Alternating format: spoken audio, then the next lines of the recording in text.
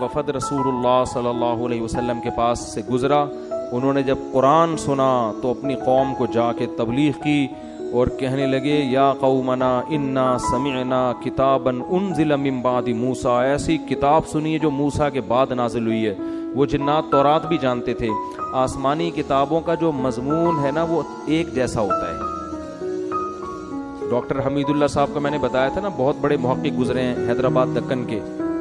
انہوں نے آسمانی کتابوں پہ بڑی ریسرچ کی تھی. یہ پی ایچ ڈی اسکالر بھی تھے. ان کے دنیا میں بہت سے جیپنیز اور فرانسیسی ان کے ہاتھ پہ مسلمان ہوئے. انہوں نے جاپان میں اور فرانس میں بہت کام کیا ہے. قرآن کا ترجمہ بھی, فرانسیسی زبان بھی آتی تھی ان کو, فرانسیسی زبان میں جیپنیز میں قرآن کے ترجمے کروائے انہوں نے. تو یہ کہتے تھے کہ آپ جتنی آسمانی کتابیں تورات, انجیل اور قرآن کو پڑھیں گے نا, ان کی آیتوں کا انداز ایک جیسا ہے. اس سے بھی پتہ چلتا ہے کہ یہ تینوں کس کا کلام ہے؟ اللہ کا کلام ہے. انداز سب کا ایک جیسا.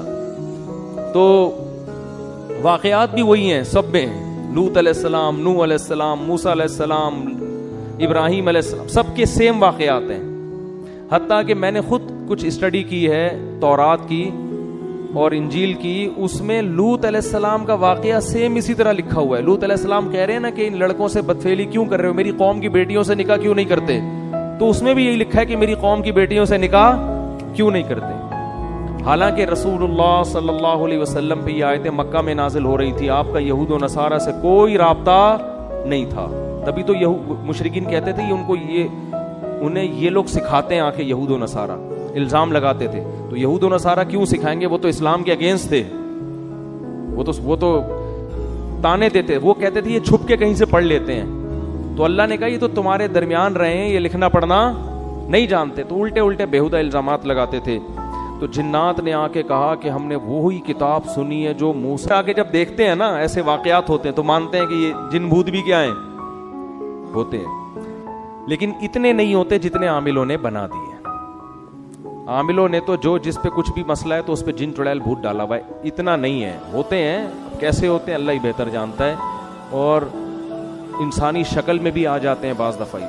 اور ان کا سب سے خطرناک کام ہوتا ہے انسان کے دل میں وسوسے پیدا کرنا, انسان کو گناہوں کی طرف لے کے جانا. ان کی طبیعت میں شر غالب ہے, خیر کم ہے, اور ان کی تعداد انسانوں سے بہت زیادہ ہے, اور ان کی پیدائش بھی انسانوں سے پہلے ہوئی ہے.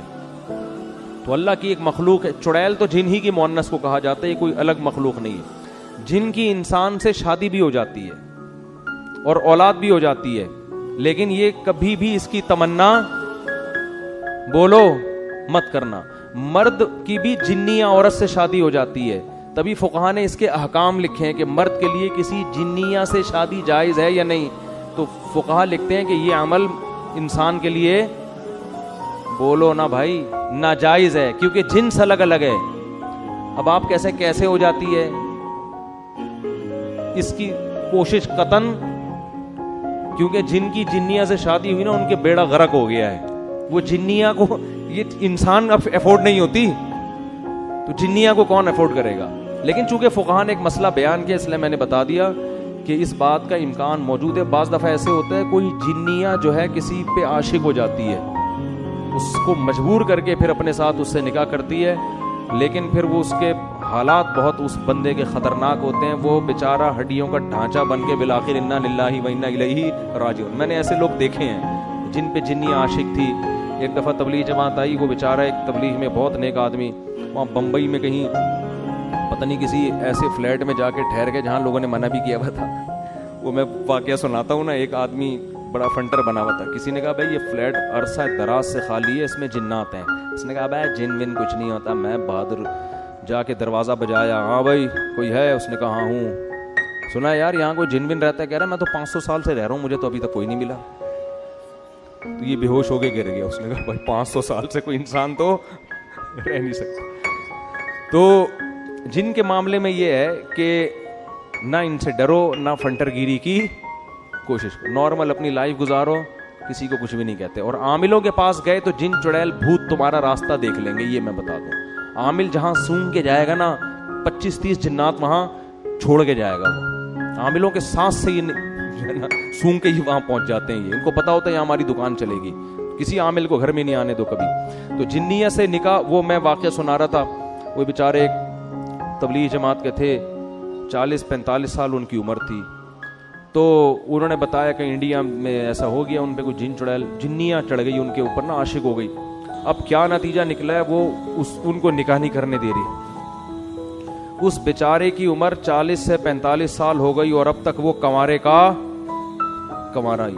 اور وہ جنیاں ہندو, وہ مجھے کہتے تھے کہ میرے سامنے خوبصورت لڑکی کی شکل میں آتی ہے اور یہاں بندیاں لگی ہوئی ہوتی ہے, اور مجھے کہتی ہے کہ تو ہندو بن جا اور مجھ سے شادی کر لے. لیکن اس آدمی کا بھی ظرف تھا, یہ اس نے کہا میں کسی قیمت پہ ایمان نہیں چھوڑ سکتا. اچھا یہ باتیں ہو رہی تھیں, اتنے میں انہوں نے مجھے بتایا کہ ان پر نا وہ کیفیات طاری ہونا شروع ہو گئے اور وہی جنیاں ان کے اوپر سوار. اچھا مجھے کہتے ہیں کہ سارا دن انڈین گانے سناتی رہتی ہے مجھے بیٹھ کے. سارا دن کیا کرتی ہے, انڈین گانے سناتی رہتی ہے. اچھا خیر, جب وہ ان پہ سوار ہو گئے, میں بیٹھا ہوا تھا سامنے. اللہ کا شکر ہے میں ان چیزوں سے ڈرتا مرتا نہیں ہوں. اگر آپ ڈر گئے نا تو ایک جنیاں آپ کے پاس بھی آئے گی پھر یہ سب. تو مجھے اشارہ انہوں نے کیا کہ میری انگلی پکڑ کے کوئی آیتیں پڑھے, تو میں نے دم بم کیا, وہ تھوڑی دیر میں ٹھیک ہو گئے. تو یہ ہوتا ہے, لیکن اس کا نقصان یہ ہوا کہ بیچارے کہیں نکاح نہیں کر سکے اور وہ کمزور ہو کے نا بیچاروں کی ہڈیاں نکل گئیں. لیکن آپ لوگ ڈریں نہیں, میں ایسے واقعات بہت کم سناتا ہوں, اس لیے کہ لوگ پہلے ہی اتنے خوف زدہ ہیں کہ یار اچھا وہ جو اس دن قبرستان میں بندیاں نظر آئی تھی وہ بھی کوئی دبئی بمبئی کی آئی ہوئی جنیاں یا چڑیل تھی. کچھ بھی نہیں ہے, آپ کا دماغی تخیل ہوتا ہے زیادہ تر. تو وہ لاکھوں میں کوئی ایک آدھ واقعہ ہو جاتا ہے ایسا, اور وہ جس کے ساتھ ہوتا ہے بس وہ صبر کرے اور اس کا کوئی حل نہیں ہے. اس نے صبر کیا, عفت اور پاک دامنی سے زندگی گزاری. اب پتہ نہیں اب تک زندہ ہیں نہیں ہیں, زندہ ہیں تو اللہ ان کو اس مصیبت سے نجات دے, اور اگر انتقال کر گئے تو اب تو وہاں انشاءاللہ حوروں سے اللہ نے ان کے صبر کی وجہ سے ان کا نکاح اللہ سے امید کرا دیا ہوگا اللہ تعالیٰ نے. لیکن ان چیزوں کا علاج صبر کے علاوہ کچھ بھی نہیں. جو احادیث میں دعائیں آتی ہیں ان کو پڑھنا چاہیے, سورہ فلق, سورہ ناس ہے, اور بسم اللہ الذی لا یضر مع اسمہ شیء فی الارض ولا فی السماء. یہ پہلے سے ہی اہتمام کرنا چاہیے ان چیزوں کا, تاکہ اس قسم کی چڑیلیں مسلط نہ ہو آپ کے اوپر.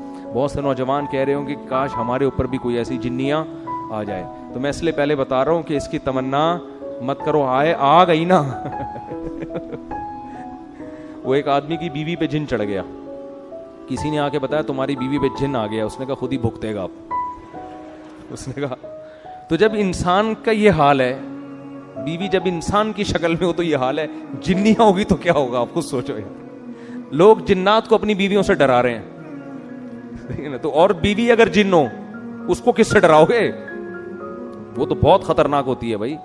تو اس لیے اس کی تمنا نہ کہ مسئلہ آ گیا تو میں نے بتا دیا. ہم نے کہا چلو قرآن میں جنات کا تذکرہ ہے تو سرے دس یہ بھی ہو جائے. ورنہ میں کوشش کرتا ہوں جن چیزوں کا ہماری پریکٹیکل لائف سے تعلق نہیں ہے ان کو میں زیادہ چھیڑتا ہوں.